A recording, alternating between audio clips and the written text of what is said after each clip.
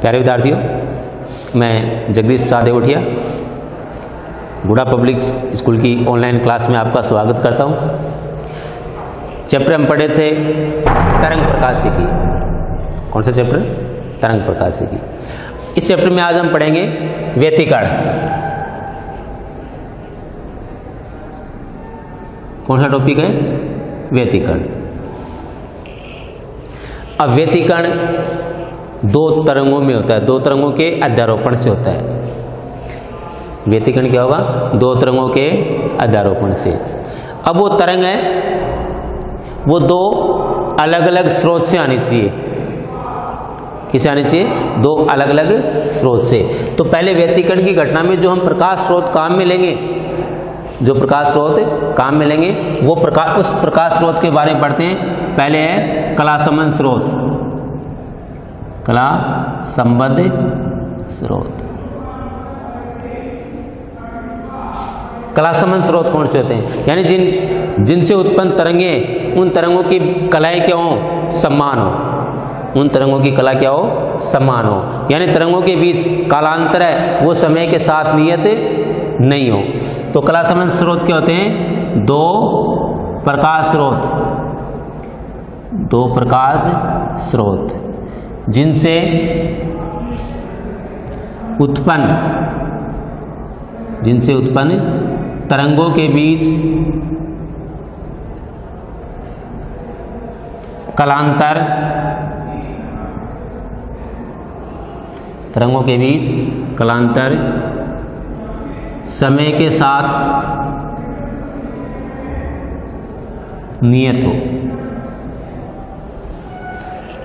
दो प्रकाश स्रोत जिनसे उत्पन्न तरंगों के बीच कालांतर है वो समय के साथ क्या हो? नियत हो। तो उन दोनों प्रकाश स्रोतों को हम क्या कहेंगे? कला संबद्ध स्रोत कहेंगे। अब ये कला संबद्ध स्रोत, दो स्रोत यदि हम लें अलग अलग प्रकार के, प्रकृति में कोई भी दो स्रोत है वो कला संबद्ध स्रोत उत्पन्न, वो कला संबद्ध स्रोत नहीं हो सकते। जैसे हम एक सूर्य की बात करें, सूर्य का प्रकाश और एक मोमबत्ती का प्रकाश, तो दो प्रकाश स्रोत हो गए। दोनों प्रकाश स्रोत कला संबद्ध स्रोत नहीं होंगे। एक कमरे में दो बल्ब लगे हुए, सेम ही बल्ब है और दोनों को हम एक साथ जलाएं, दोनों को एक साथ जलाएं तो वो दोनों बल्ब हैं वो भी कला संबद्ध स्रोत नहीं होंगी। उनसे उत्पन्न तरंगे भी तरंगे उन तरंगों के बीच जो कालांतर है वो समय के साथ नियत नहीं होता है। तो कला संबद्ध जो स्रोत है तो फिर वो कोई भी दो सेम स्रोत ले लें वो भी कभी कला संबद्ध स्रोत नहीं कहलाएंगे। तो कला संबद्ध जो स्रोत है वो कैसे होंगे? वो एक ही स्रोत से उत्पन्न करते हैं। एक प्रकाश स्रोत है, एक है प्रकाश स्रोत S। और व्यतिकरण की घटना में जो प्रकाश है वो कैसा काम में लेंगे हम? एक वर्णी प्रकाश। प्रकाश में 7 रंग होते हैं। प्रकाश में कैसे होते हैं? 7 रंग। और 7 रंगों में से हम एक वर्ण, कोई भी एक रंग का प्रकाश, पीले रंग का प्रकाश, लाल रंग का प्रकाश, नीले रंग का प्रकाश, कोई सा भी एक प्रकाश काम में ले लें तो उसको हम कहेंगे एक वर्णी प्रकाश। एक होता है अपने पास श्वेत प्रकाश।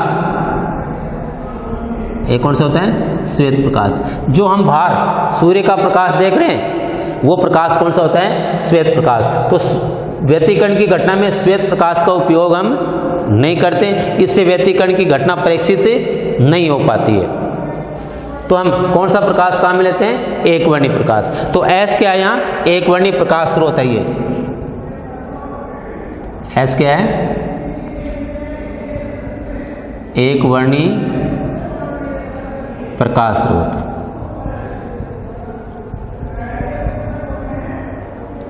ये एक वर्णी प्रकाश स्रोत है। अब इस प्रकाश स्रोत के सामने एक हम पर्दा रख देते हैं। इसके सामने क्या रखेंगे? पर्दा।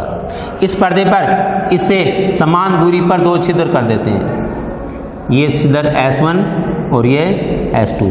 तो ये जो S1 S2 है, S1 S2, इसको हम क्या कहते हैं? स्लिट कहते हैं या छिद्र कहते हैं। इनको क्या कहेंगे? स्लिट या छिद्र कहते हैं। तो इस स्रोत से जो प्रकाश तरंगागर के रूप में चलता है यही प्रकाश S1 से भी निकलेगा और यही प्रकाश S2 से भी निकलेगा। तो ये प्रकाश और ये प्रकाश, इन दोनों प्रकाश की जो आवृत्ति है वो क्या है, समान होती है, और इनके बीच जो कालांतर है वो समय के साथ नियत होता है। तो ये S1 S2 दो कला समन स्रोत हो गए। S1 S2 क्या हो गए, दो कला समन स्रोत हो गए। तो कला समन स्रोत प्रकृति में विद्यमान नहीं है, ये एक ही स्रोत से उत्पन्न किए जाते हैं। कला समन स्रोत क्या होते हैं, एक ही स्रोत से उत्पन्न किए जाते हैं। अब ये जो तरंगे हैं, इन तरंगों से जो तरंगागर निर्मित होते हैं, वो तरंगागर इस यहाँ पर्दा रखा होता है, इस पर्दे के बीच और कला समन स्रोतों के बीच अध्यारोपित होते हैं और व्यतिकरण की घटना प्रेक्षित होती है, व्यतिकरण प्राप्त होते हैं। तो व्यतिकरण की घटना में प्रकाश स्रोत कैसे होने चाहिए, कला समन होने चाहिए। मुख्य शर्त है व्यतिकरण के लिए, ये व्यतिकरण की मुख्य शर्त है। प्रकाश स्रोत कैसे होने चाहिए, कला समन स्रोत होने चाहिए। दूसरे कला असमन स्रोत।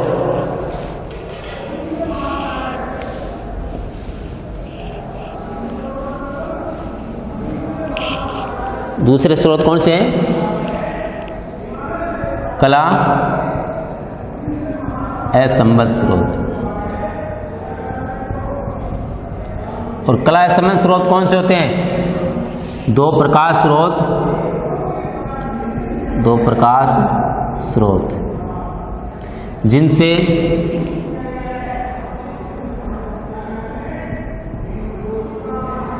उत्पन्न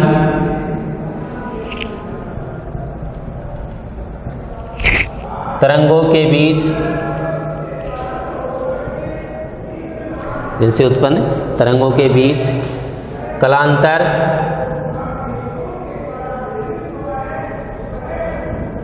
समय के साथ नियत नहीं हो,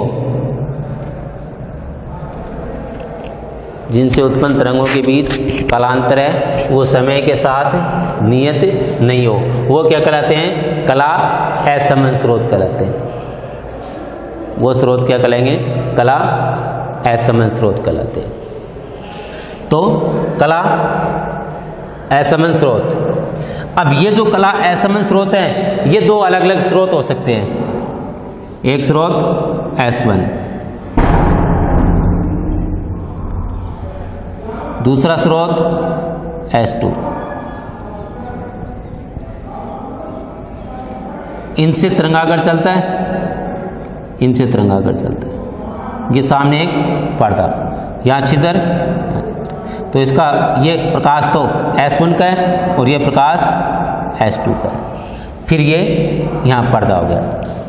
तो ये S1 S2, इन S1 S2 से जो उत्पन्न तरंगे हैं, इन तरंगों के बीच कलांतर है वो समय के साथ नियत नहीं रहता है। तरंगागर वो कलांतर, इन तरंगों के बीच जो कलांतर है वो समय के साथ नियत नहीं होगा। तो ये क्या कहलाएंगे, कला असमन स्रोत। तो कला समन स्रोत और कला असमन स्रोत। तो व्यतिकरण की घटना में, व्यतिकरण में कौन से स्रोत काम में आएंगे अपने पास, कला समन स्रोत काम है। और ये व्यतिकरण के लिए मुख्य शर्त भी है। व्यतिकरण की कौन सी शर्त है, मुख्य शर्त। तो पहले व्यतिकरण पढ़ने से पहले हम व्यतिकरण की कुछ शर्तों के बारे में देखते हैं। व्यतिकरण के लिए आवश्यक शर्तें। तो पहले तो क्या होगी, प्रकाश स्रोत कैसे होने चाहिए, कला समन स्रोत होने चाहिए। व्यतिकरण की मुख्य शर्त यही है कि जो प्रकाश स्रोत है वो कैसे होने चाहिए, कला समन स्रोत होने चाहिए, कला समन स्रोत। दूसरा, जो हम कला समन स्रोत देते हैं और जो प्रकाश देते हैं वो प्रकाश कैसा होना चाहिए, एक वर्णी। अभी पढ़ा था हमने, प्रकाश कैसा होना चाहिए, एक वर्णी प्रकाश होना चाहिए। तो ये तो स्रोत और प्रकाश के बारे में हो गया। तो ये दो कला समन स्रोत देते हैं हम, ये S1 और ये S2। ये दो कला समन स्रोत हो गए, S1 और S2। तीसरी, इनकी शर्त तीसरी क्या है कि ये जो दोनों स्रोत हैं वो कैसे होने चाहिए, संकीर्ण होने चाहिए।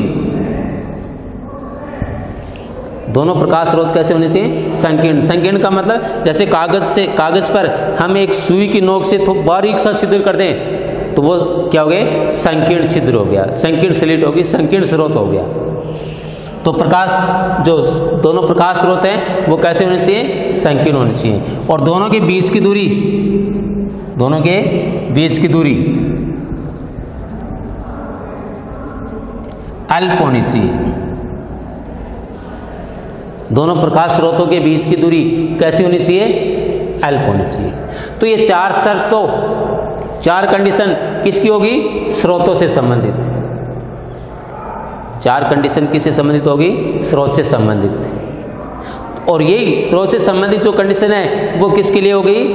व्यतिकरण की आवश्यक शर्तें होगी। वो क्या होगी? व्यतिकरण की आवश्यक शर्तें। पांचवी, अब तरंग से संबंधित, इनसे जो तरंग उत्पन्न होती है इस तरंग से संबंधित कुछ बातें लिखिए हम।